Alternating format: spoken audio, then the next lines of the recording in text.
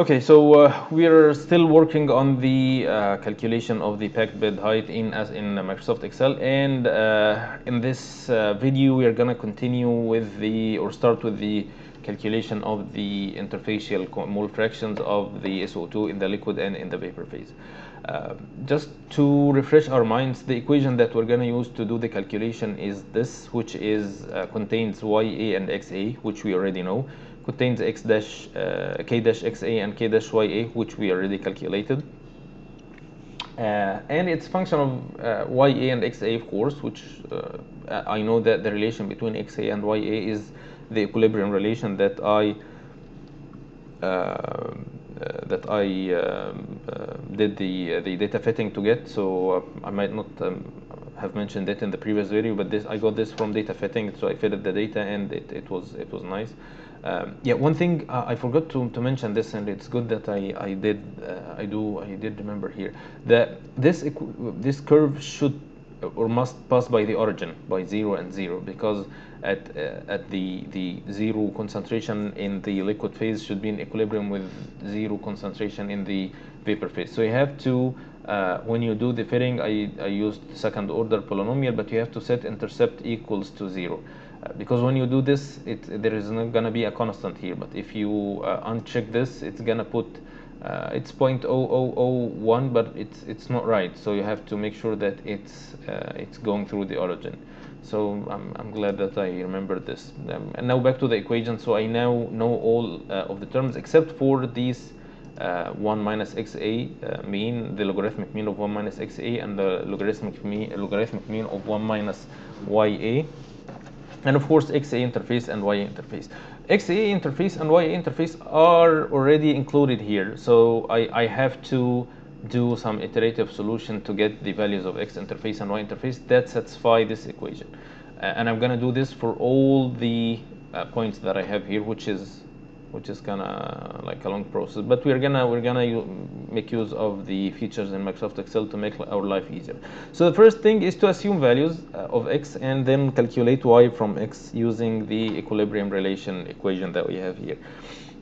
So for the values of Xi, of course, as it's closer to the target value, as the solution is easier and it takes less time and it's more probable to converge rather than diverge. So I know from my understanding of the system that the interfacial or the Xi, which is the mole fraction of SO2 at the interface, it must be higher than the concentration or the mole fraction in the bulk of the liquid. So this must be larger than this. So what I'm going to suggest is to multiply this by 2 and keep this as the initial guess. So I'll assume that it's double the concentration. And of course, because I have to use this for iteration, and this is going to be the value that I'm going to change, so I'm going to paste as values, so that I copied and pasted. So this is what I did, so that I have values that I can start with. Y is going to be got from the equation, which is 915.94 multiplied by x to the power of 2. It's not x, yeah, it's x to the power of 2 plus 24.208 multiplied by x. So this is the X interface and Y interface, the assumed values. Of course, it does not seem right because because the Y interface here is larger than the Y, which is this, which is not right. The value of this Y must be lower than this. So this is what the goal seek is gonna, or the iteration will help us, or will do for us now when we solve it. Now let's go for the second part, which is calculation of 1 minus xa, the logarithmic mean of 1 minus xa. So it's gonna be equals to something divided by something. So I'm gonna let's make it like easier first. So it's gonna be 1 minus xa, which is this, minus the other xa, 1 minus, which is the interfacial concentration, and I need to put this between brackets because this is divided by the len of the same two values, 1 minus xa, and of course they have to be with the same sequence. So I have this divided by 1 minus x interface. So this is the equation that I'm using, and this is what I'm gonna get. So you would see that I have values calculated here, but there is something wrong with this cell specifically, and the reason is that I have this x equals to 0 and the interfacial concentration that I assumed is 0, and the logarithmic mean of 0 and 0 is gonna be undefined because it's gonna be 0 divided by 0. So and it's not logical that I have the initial concentration as or the initial assumption of the interfacial concentration or mole fraction is 0. So I'm gonna make it higher. I'm gonna make it lower than this, but higher than 0. So I'm gonna assume 0.0003 for instance. So this is what I'm gonna do for my assumptions, and now I know all the terms here. Of course they're not right, but they are assumed values, and I can calculate this equation. I'm gonna put the equation in a form that ends up to be 0. So I'm gonna put this plus this, like move this to the other side. So it's gonna be ya minus y interface divided by xa minus x interface plus the I forgot to put bracket here, which is could make a problem for me later. So this is divided by plus k dash x divided by k dash y, and this is multiplied by 1 minus y because this is the division in the denominator, so it's going to be multiplication, and then divided by 1 minus x. So this is all what I need to do to calculate this equation, and finally I have the values. Of course, none of them is 0 because they're not like right values. So what I need to do now is to use goal seek. This is what I'm gonna do using what if analysis. Goal seek, put this 0 by changing the interfacial concentration, and it's done. So you see it's calculated. Starting this point, you'll find that there are some discrepancies between the values that I'm getting here and the values in the textbook. So for this point, for instance, the interfacial concentration that I got here is 4.07 multiplied by 10 to the minus 4. In the textbook, it is 4.6. It's not 4.07. And the reason of this error is mainly because I believe that this is not calculated using software. So maybe there are some manual differences between the solution that's done here and the solution that I'm getting. And the other is that maybe when I extracted the data from the graph in the textbook, the values are not very accurate, so there might be some differences between the values that are there and the values I'm getting. They're not big differences, and you'll see at the end that the height is not going to be that much different, but this is the reason of the errors. The error in the equation might be a little high, so I can trick the software by multiplying this error by like 1,000 or so and doing the goal seek one more time so that he minimizes the error. So the error now is 10 to the minus 5. It didn't change much in the interfacial concentrations, but this is like better. I believe it's, or at least it makes me happier. So we can now repeat the same for all. But as you know, I'm gonna repeat the exact same steps for the 11 cells. So it's not like a nice thing to do. So what I'm gonna do is to record this as a macro. I have this shape here, and I'm gonna use it to assign macro, and I'm gonna call it calculate xi, and I'm gonna record now. Okay, and you see there is like this square here, it says that it's recording, and I can click here to stop. It's like the stop in the video playing software or so. So I'm gonna say that I want this to the value of 0 by changing this. It's not gonna solve anything, but it's just recording. So now I'm done, and now I'm gonna go to developer. I need to repeat this thing from 36 up to row 46, and I'm gonna open macros and edit this macro. Of course, as we know, there will be some lines that are useless. I'm not gonna keep them. I'm deleting all the non-useful lines. So this starting from line 5 up to line 15, I need one more. So all what I need to do is add 1 to each one of them. I know it's kind of boring, but it's easier than doing this manually or repeating the steps using the software one by one. I have one more line. Uh,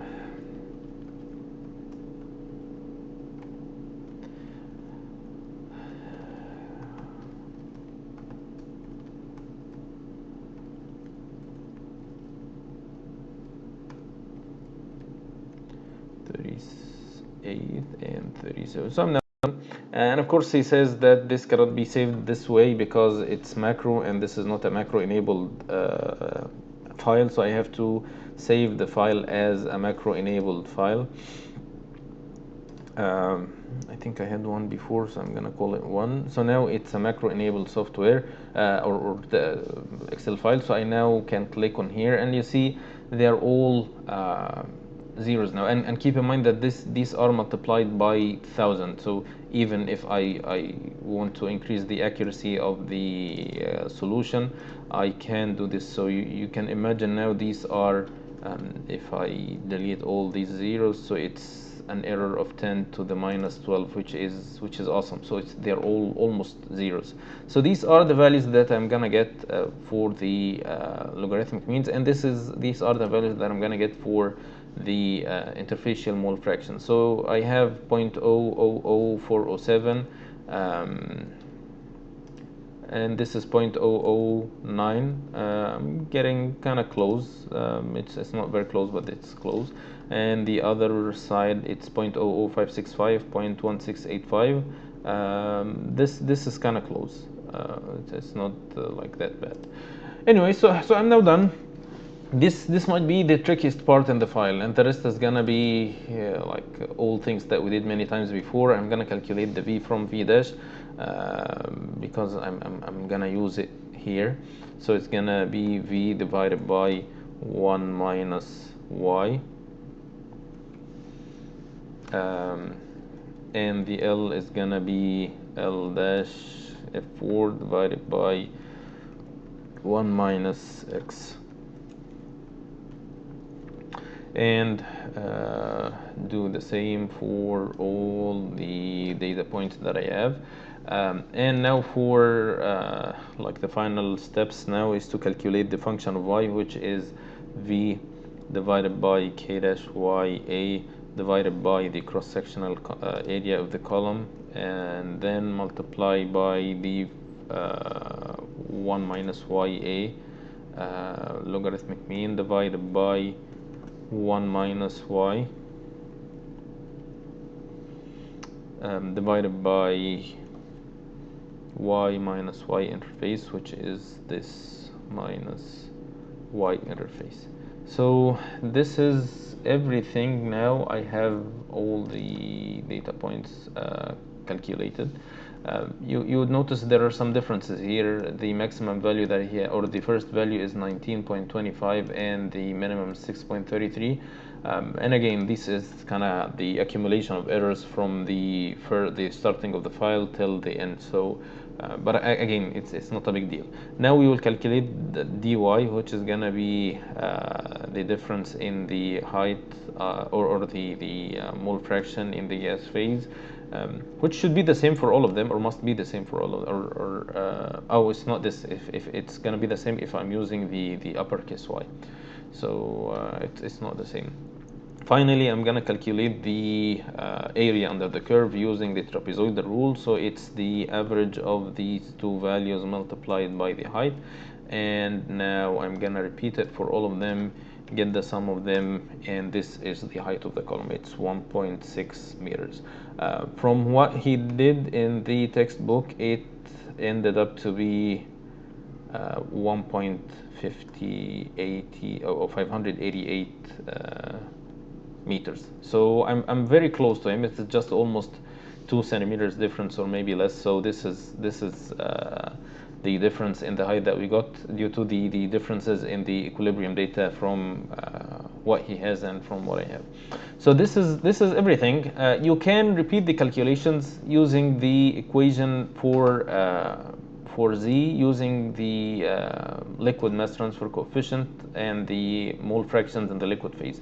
So it's going to be the same equation, but replace V by L, Ky by D by K, X, and all the Y's by X, and you can do the same thing. So it's not going to require any extra parameters to be calculated. You're just using another equation with the ready calculated parameters. It's gonna give a little different value, but still close to the value that you got from the vapor equation that we used in this video.